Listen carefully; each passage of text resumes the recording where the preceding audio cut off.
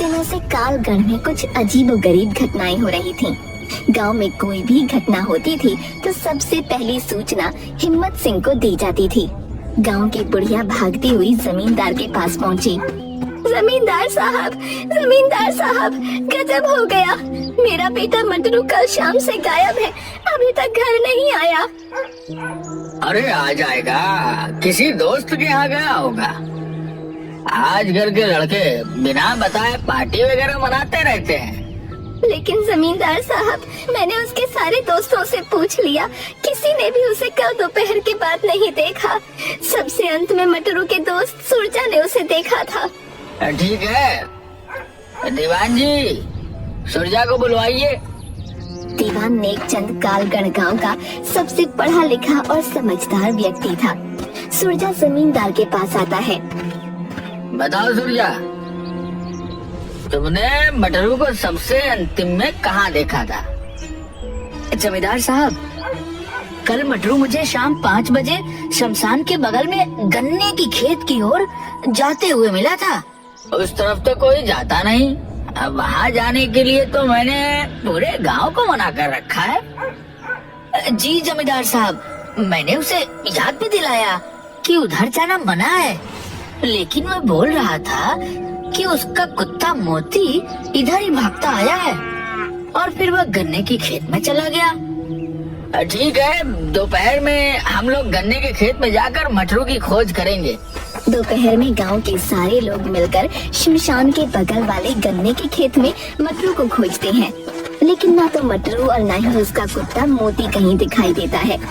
शाम ढलने से पहले वहाँ से जमींदार सभी लोगों को निकल जाने के लिए बोलता है, क्योंकि कालगढ़ के लोगों का मानना था कि शाम ढलने के बाद उस गन्ने के खेत में भूत प्रेत का वास होता है।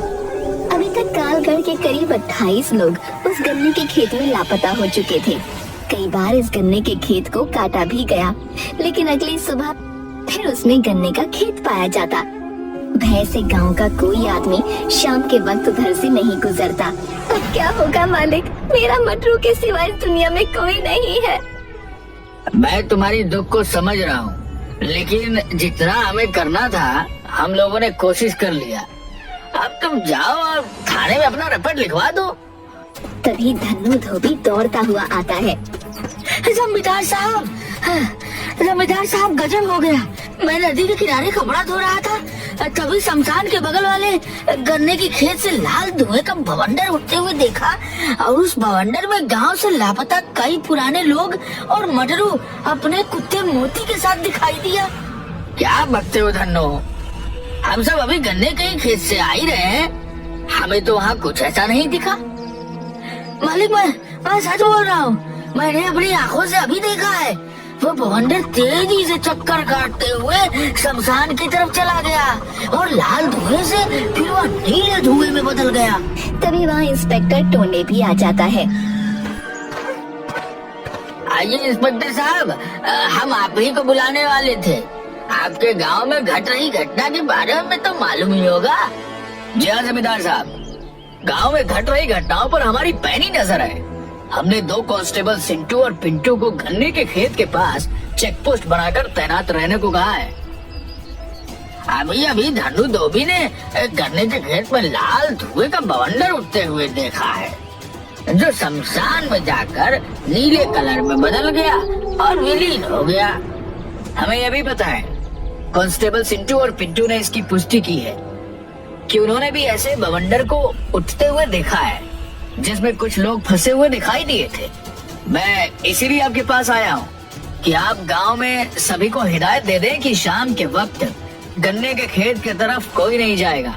गांव का सबसे बड़ा सेठ चित्तर पांडे की कार भी वहाँ आ जाती है। अरे आइए चित्तर पांडे जी, आप ही के गन्ने की खेत की चर्चा हो रही है। अरे मैं भी इस भूतिया गन्ने की खेत से परेशान हो गया हूँ। मैं सोच रहा हूँ कि उसके चारों तरफ 4 दीवारी घिरवा दूं, ताकि कोई आगे कांड न हो। सही सोचा सेठ जी आपने। ये लीजिए मुखिया जी, 2 लाख रुपए मेरी तरफ से बुढ़िया को दे दीजिए। अरे पांडे जी, आप खुद दीजिए। अरे आप ही दे दीजिए, मैं गुप्त दान देने में विश्वास रखता हूँ, दिखावे में नहीं। अच्छा, मैं चलता हूँ, मंत्री जी के साथ एक इम्पोर्टेंट मीटिंग है। ऐसे ही आदमी को हमारे समाज की जरूरत है। बहुत ही नेक आदमी है सेठ जी। उधर कांस्टेबल सिंटू और पिंटू चेक पोस्ट पर। भैया आप कहाँ से हो? हम तो बिहार से हैं। और आप? हम तो यूपी से हैं। जरा सुरती है तो दो यार, डर के मारे पिछवाड़ा फटा जा रहा है। बताओ, हम लोग क्या भूत पिशाच भगाने के लिए भर्ती हुए थे पुलिस में? हाँ भैया, बात तो तुम ठीक कह रहे हो। यार चिनौती, पहले खैनी रगड़ो फिर खाक सोचेंगे कि हमें क्या करना है। डर तो ससुरा हमें भी लग रहा है। भैया तुमने कभी भूत देखी है? हाँ भाई, हमने तो भूत देखा है। हमारे चाचा को मेरे सामने भूत ने उठाकर 3 बार उठाकर पटका था। जब हम आम के पेड़ के रखवाले के लिए मचान बनाकर उस पर सो रहे थे। मैं नहीं मानता, मैं भूत प्रेत को नहीं मानता। ये एक कोरी कल्पना और अफवाह है। ठीक है भैया, अपनी अपनी सोच है। अच्छी बात है कि तुम्हें भूत प्रेत पर विश्वास नहीं है। हमें तो है भैया। ऐसा करते हैं, आधी रात तक तुम पहरा देते रहो, आधी रात के बाद मुझे उठा देना और तुम सो जाना। हाँ, यही ठीक रहेगा भैया। ठीक है भाई, मैं तो अब सोने जा रहा हूँ। रात 2 बजे हमें उठा देना। अभी 5 मिनट ही हुए थे कि चेक पोस्ट के पास बने झोपड़ी में सिंटू सोने जा रहे पिंटू के पास आता है। अरे सिंटू, क्या हुआ, तुम अंदर क्यों आ गए?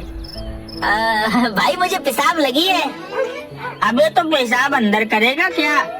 थोड़ी दूर जाकर पेशाब कर लो, पूरा खेत खाली पड़ा है। वैसी बात नहीं है पिंटू भाई, दरअसल मुझे उधर जाने में डर लग रहा है। प्लीज थोड़ा सा मेरे साथ चलो ना, मैं पेशाब कर लूंगा तो फिर आ जाना। यार अभी तो तुम कह रहे थे कि तुम्हें भूत पिशाच से डर नहीं लगता है। तुम्हारे इस बात से मुझे भी कुछ हिम्मत बढ़ा था, लेकिन तुम तो मुझसे भी ज्यादा डरपोक हो। चलो टॉर्च लेकर चलते हैं। सिंटू चेक पोस्ट से कुछ दूर जाकर पेशाब करने लगता है। उससे 2-4 कदम दूर पिंटू खड़ा हो जाता है। अचानक वहाँ से एक काली बिल्ली सिंटू के पैरों से टकराती हुई दूसरी ओर खेत में भाग जाती है। सिंटू डर के मारे उछलकर पिंटू के ऊपर चढ़ जाता है। भैया बचाओ बचाओ, मेरे पैरों से भूत टकराया अभी। अबे वो काली बिल्ली थी, मैं भी उसे टॉर्च की रोशनी में खेत में जाते हुए देखा है। चल उतर जा। नहीं भैया, भूत है। अभी अभी मेरे पैरों में टकराया है। मुझे भूत से बचा लो, मैं अपने पत्नी का इकलौता पति हूँ। उसका क्या होगा? वो विधवा हो जाएगी, बचा लो। तभी आकाश में अचानक बिजली चमकती है और बादल गरजने की आवाज के साथ सिंटू और डर जाता है। भूत भूत! अरे उतर, मुझ पर क्यों दिया मुँह?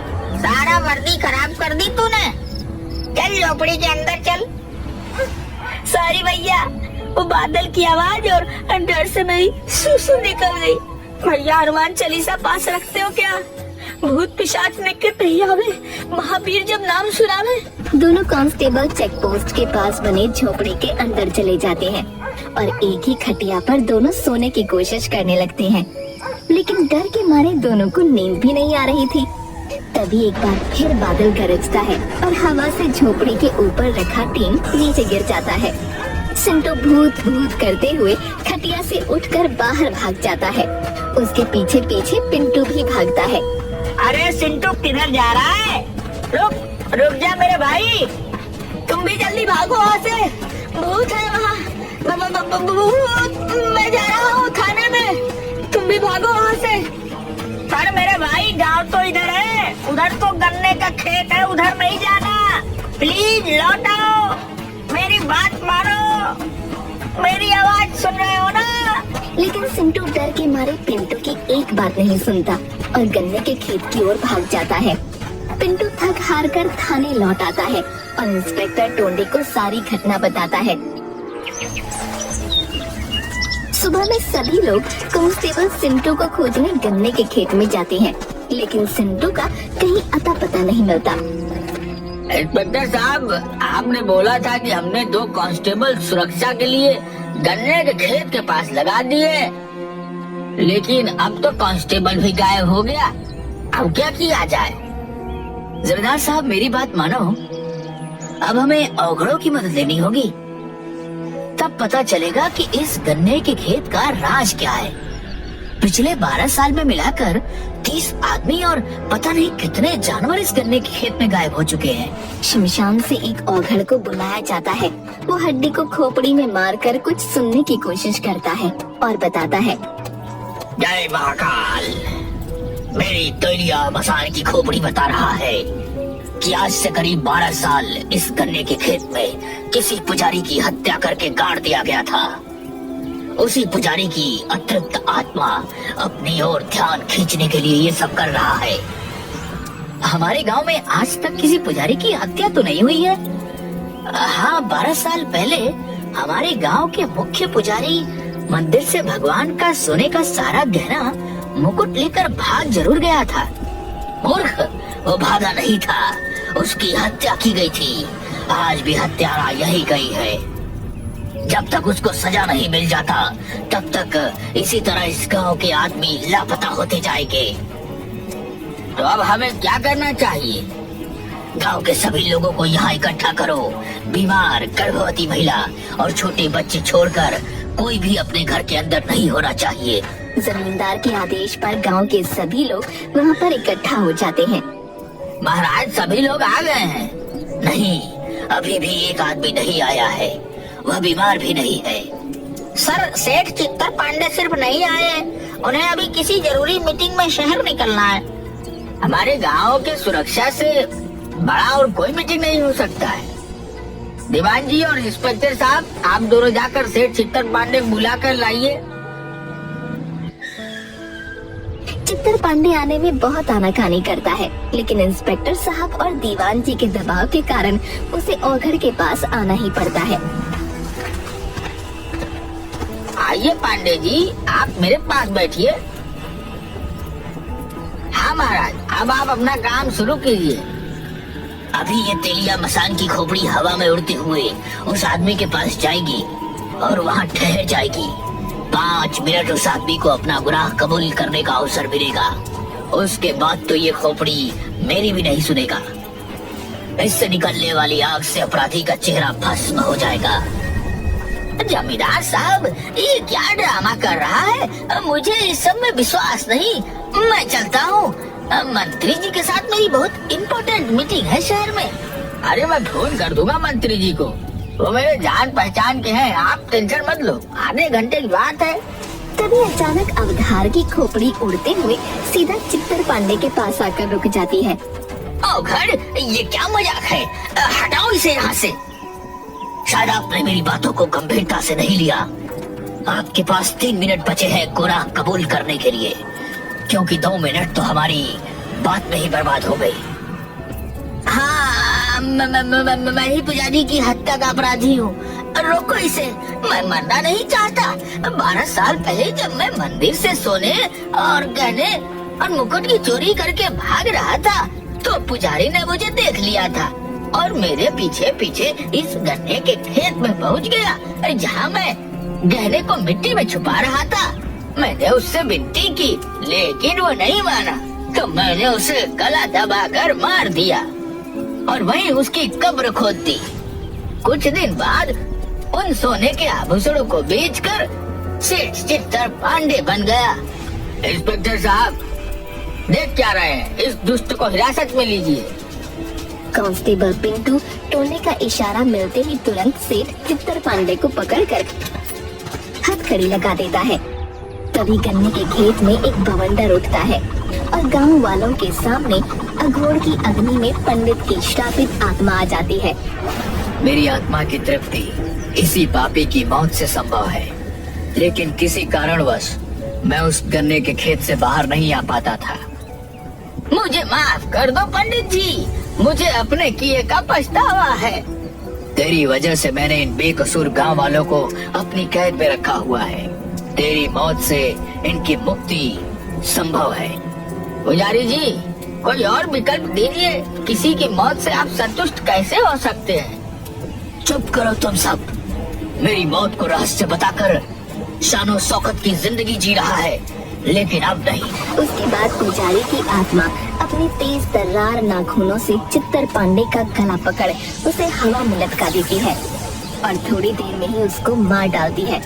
इसके बाद आत्मा वहाँ से गायब हो जाती है मुक्ति, मुक्ति। और एक के बाद एक करके 30 आदमी और कई मवेशी उड़ते हुए आकर औघड़ के पास गिरते हैं और सभी सुरक्षित अपने अपने परिजनों से मिल जाते हैं। औघड़ के कहने पर उस गन्ने की खेत को जलाकर पुजारी जी की याद में एक बड़ा सा मंदिर बनवा दिया जाता है।